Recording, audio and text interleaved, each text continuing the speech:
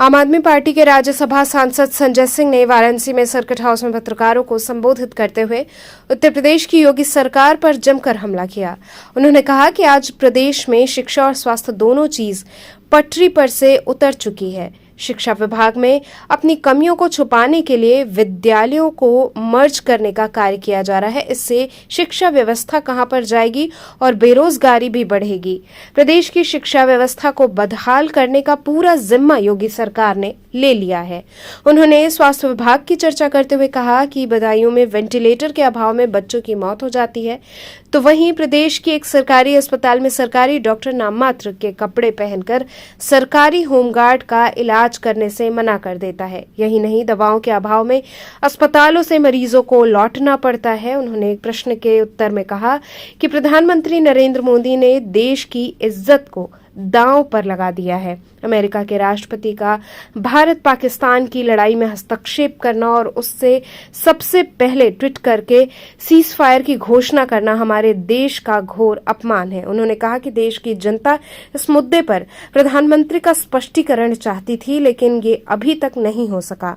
उन्होंने कहा कि ये सिर्फ लोगों को भरमाने के लिए है, इसके लिए नहीं कोई बजट की व्यवस्था की गई है और इस जनगणना पर कोई स्पष्ट नीति की भी घोषणा की गई है। इसका मकसद सिर्फ बिहार चुनाव में लाभ लेना है। राज्यसभा सांसद संजय सिंह वाराणसी में कार्यकर्ता सम्मेलन में भाग लेने के लिए आए हैं। पोस्ट के अध्यक्ष हैं शकील मलिक साहब, विनय पटेल जी हैं, हमारे अयोध्या प्रांत के अध्यक्ष हैं, और भी तमाम हमारे साथी हैं। पूरे उत्तर प्रदेश में स्वास्थ्य व्यवस्था और शिक्षा की व्यवस्था बदहाली के चरम सीमा को पार कर चुकी है।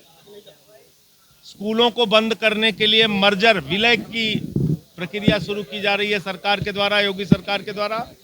हम लोग इसका जमकर विरोध करेंगे। स्वास्थ्य व्यवस्था की हालत आज ही आप लोगों ने दिखाया, मीडिया के लोगों ने। ललितपुर में शराब पीकर एक डॉक्टर वंश गोपाल गुप्ता चड्ढी बनियान पहन के बैठा हुआ है और होमगार्ड की मौत हो जाती है, उसका इलाज नहीं करता है।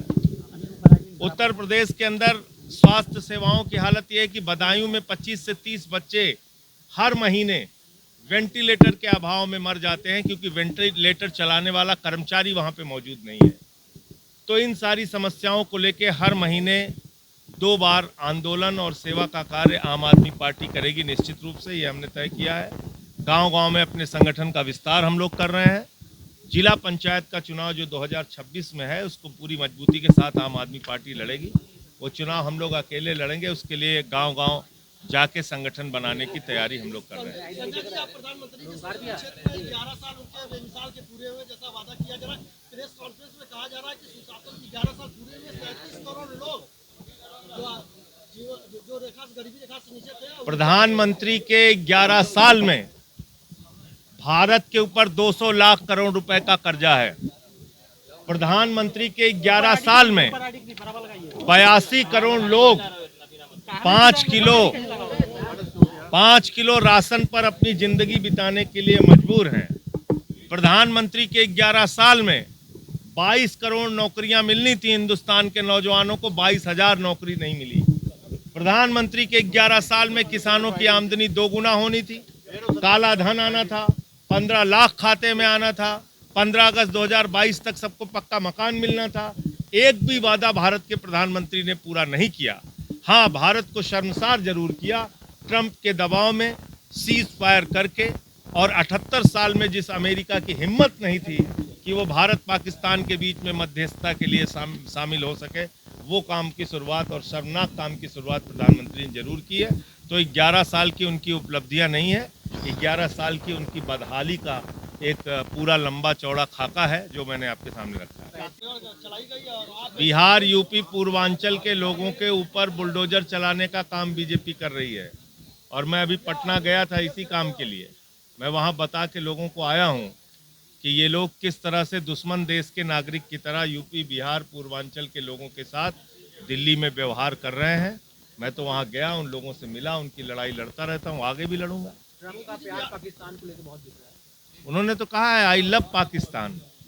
अब मोदी जी के अंध भक्तों से पूछिए कि जो ट्रम्प मोदी का दोस्त है वो तो पाकिस्तान से प्यार करता है। तो आप बताइए अंधभक्तों, आप मोदी जी से इतना नहीं कह पा रहे हो कि एक बार बोले अगर तुम्हें पाकिस्तान से प्यार है तो हिंदुस्तान से दूरी बना के रखो, क्योंकि पाकिस्तान तो हमारे बहनों के सिंदूर उजाड़ रहा है। पाकिस्तान तो पुलवामा की घटना करता है, पाकिस्तान तो उड़ी की घटना करता है, आतंकवाद फैलाता है हिंदुस्तान में। और उस आतंकवादी देश के साथ ट्रम्प जो है वो कह रहा है उसको प्यार हो गया है, उसको प्यार हो गया है, और मोदी जी को ट्रम्प से प्यार हो गया है। तो दोनों के प्यार में हिंदुस्तान का स्वाभिमान जो है वो पीछे हो रहा है। ऑपरेशन सिंदूर भी जारी है। ऑपरेशन सिंदूर मोदी जी ने कहा है जारी है, लेकिन अभी तक वो 4 खूंखार आतंकवादी न पकड़े गए न मारे गए। वो तो कह रहे हैं कि हमारे नस नस में एकदम सिंदूर बह रहा है। नौटंकी बह रही उनके नस नस में, उनके नस नस में नौटंकी बह रही। एक बार कैमरा ऑन कीजिए, देखिए उनकी नौटंकी शुरू हो जाएगी। क्या एक फिल्म आई थी ना सौदागर, राजकुमार और दिलीप कुमार की, तो अब एक सिंदूर का सौदागर फिल्म निकली है जिसके हीरो, कॉमेडियन, विलेन सब मोदी जी हैं। जाति जनगणना एक जुमला है।